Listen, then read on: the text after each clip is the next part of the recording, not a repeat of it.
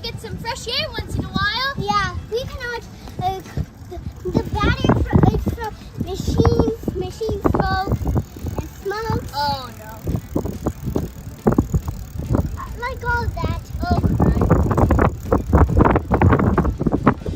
Hey, you're a head start. Come on, make me a head start. Hala, dee-dum-dee-bum. Oh my God. Fresh air, hot sun. Hot sun. So hot. It's so. The sun is not making it too bad.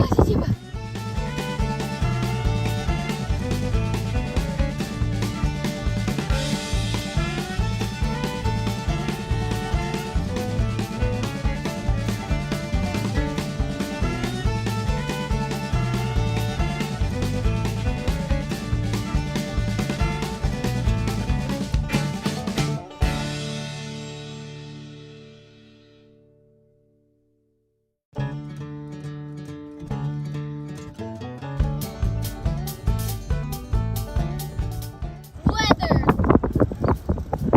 My skin is so hot. Oh, good. It's not I'm hot. sweating. It's not hot at all. I'm sweating so much. It's not hot at all. Well, at least our skin protects us. Not only won't waste our voice and then relax us. Hear the nice No, air. but I gotta tell the viewers, Hardy. Oh. As I was saying, it's super hot, but luckily the skin provides extra protection from this blaze and heat.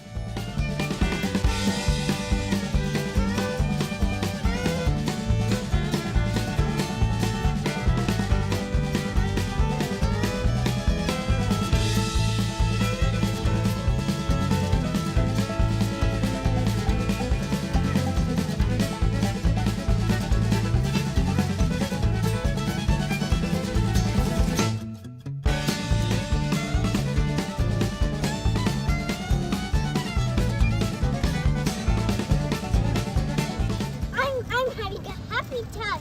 We can swim in the pool. How can you manage to get all of that heat off? Yeah, but I don't know. But I don't know. Right now we're in shade, happy shade. It's great sun now. Hey, viewers, catch up. Make me catch up with you, viewers. Yeah. See you later, sis. Whoa, bye. Whoa. I'm so close to the screen right now. Oh my God, I'm getting so much sweat. But I have a question about the human body. What? What makes us like breathe like in the coldness and be hot and get sweat Like how we feel stuff? like right now? Like how you're feeling. Like sweating, shivering, like that? Yeah. It's all because of our integumentary system. I'm so sweaty. Hey, do you know the sun is so beautiful? Like it looks like what's your smell? There are three things that I am right now. Sweaty. Did I mention sweaty already? Okay, here comes the fun part. Oh yes! Woo! Whoa! Oh, I cannot do that much. That's too slow. Hi. After all that biking, I've been so hot and sweaty and tired. But what is this organ that makes us so sweaty and cools us down? Duh, it's the skin, aka the integumentary system. The integumentary system is an organ system comprising of the skin and hair and nails, basically your exterior. The organs of your integumentary system are your skin, your hair, and your nails. First, we'll be talking about the skin. Now, the skin. The skin is an awesome organ. It's our biggest organ, and it covers our whole entire body. It has many organs inside it, and it comprises of three layers: the epidermis, dermis, and the hypodermis. So, let's start with the epidermis. The epidermis is the outer layer of the skin. It hosts cells, skin cells. At the bottom of the epidermis which is not far away from the surface, skin cells get born. So skin cells, it takes about I would say a week, and by the time the skin cells rise up to the top of your skin, they're dead. So basically, your outer surface of the skin is where dead cells are, and it's very protective too. Now we have the dermis. The dermis is a really, really big layer, the biggest, and it houses several organs and blood vessels and even nerve endings. I'll explain those organs right now. So first, the obvious one, hair. So hair starts at the beginning of the dermis, the end of the dermis, where there is a hair follicle where hair takes place being born. And attached to the hair are your fabulous sweat and oil glands. So sweat and oil glands do a big favor for you by cooling you off in the heat. That's why I get sweaty a lot when I bike. So the sweat glands make sweat, and they have little endings, holes that reach the surface of the skin called pores. Yep. So once the sweat reaches the top, it gets evaporated and thus cools you down. Now, attached to the hair are oil glands, and oil glands make up a substance called sebum, which makes your skin sticky when you go outside and haven't took a bath for a while. Now, we go to the blood vessels and the nerve endings. Now, the blood vessels and nerve endings are really important because they blood supply to all your cells in the skin. And your nerve endings, they detect temperatures like hot. And when you're hot, the nerve endings send messages to the brain to release more sweat and more sebum. Your blood vessels cut it to make sure that there is more. Now, when you're cold, which I'm definitely not right now, your blood vessels, they enlarge it to make sure that your blood is safely within, that your warm, nice blood is safely within your skin.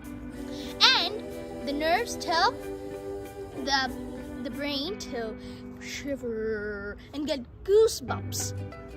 Now, we also have those nerve endings detect textures like smooth marble floors or salty, no, not salty, that's for taste, rough grass like the one I'm standing on right now, and the touch of another's hand to shake hands and hug. Now, the last layer of the skin is called the hypodermis. It stores a lot of fat. The hypodermis is also known as the subcutaneous fat layer. And the hypodermis stores a lot of fat. Why do we need fat? Really, why? Because the fat helps the body keep warm. It stores all that goodness. Now, those are the 3 layers of the skin. Congrats! But what happens if the epidermis is broken? Like, what I mean is when you get a scratch or injury. We'll be talking about that right now, how you heal an injury. For more details on how to heal an injury, like how you heal an injury in your skin, check out my immune system video in Jagan's channel. Now, when you fall and get an injury, germs from the air just rapidly start going inside your epidermis and into your dermis. Just when the germs go into the dermis, the blood vessels, break open and outflow blood to form a blood clot to heal your skin. In the meanwhile, white blood cells are gulping down the remaining germs that escaped to the dermis. And the platelets form a hard scab that will last for a few weeks and then fall off. And your skin is as good as new. So that's how you heal an injury. Now, we're talking about the light lightness and darkness of your skin.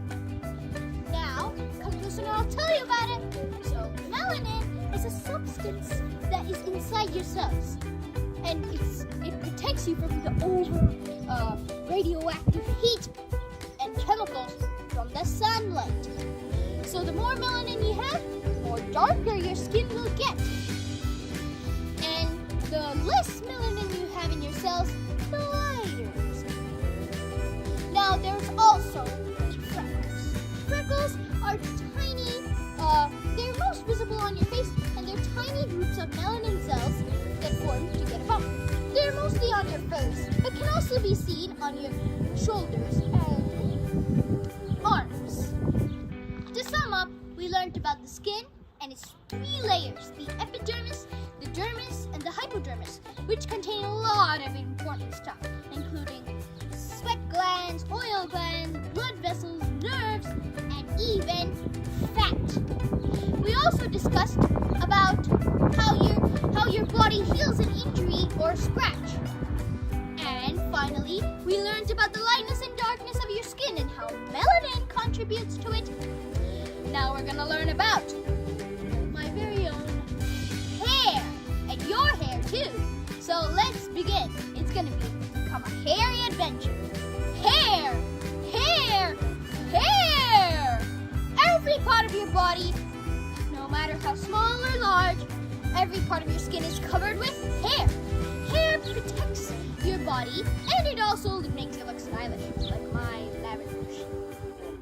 Now, your terminal hairs are the hair that grows on your head, long and big, like my lovely lavender.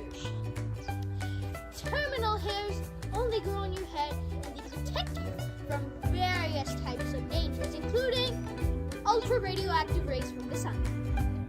Also, there are vellus hairs, tiny, tiny little hairs that surround your skin. They are tiny and they have a short life cycle. But what is their life cycle? We'll get into that. So the life cycle of hair is very short.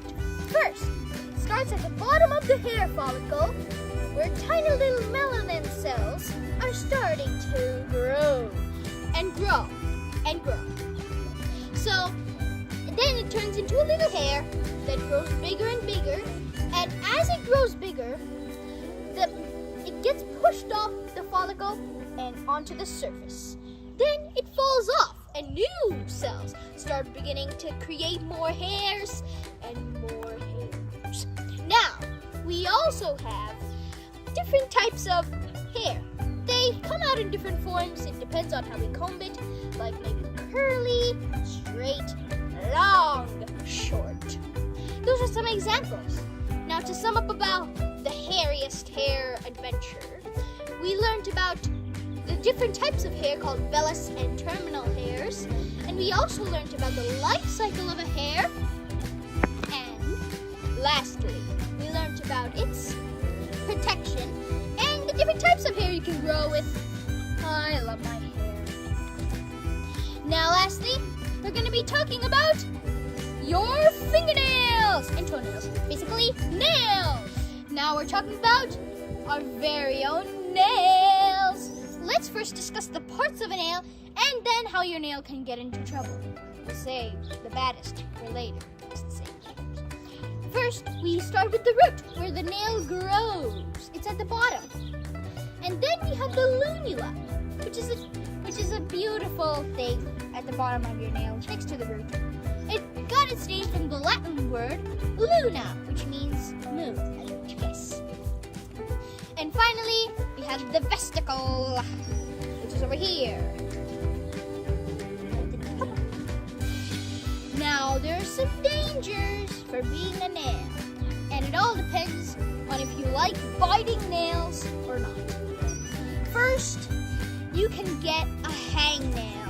Germs from your hands, like nails, eating your food, your socks, the grass, all contain germs and dust. And when you bite your nails, they can come in your mouth. So you need to be really careful when biting nails. And also, there's one more thing. You could also get a hangnail, which is a painful infection on the side of your nail. It can cause a scratch. And also, there's one more really, really dangerous thing you could get. Paronychia! Fancy word. As scary as it sounds, paronychia is a very painful and icky infection on the root of your nail. And it can cause serious problems. So you have to really protect your nails. I have to really protect my nails too. We all depend on nails. Nails give us protection. So, to sum up today's summary of skin integumentary, we learned about the skin, its 3 layers, and how it gets rid of an injury, and the different types of skin. Next, we learned about the life cycle of a hair, the different types of hair, and the different styles, like my lovely lavender. Lastly, we have the nails, which can cause infection if you bite them, and the parts of them with the lovely lula. So, thank you for watching, and please subscribe to Jagan's channel for more videos and fun, and I hope you have a happy learning time learning about anatomy and the skin. Bye! Okay, how do I get off this?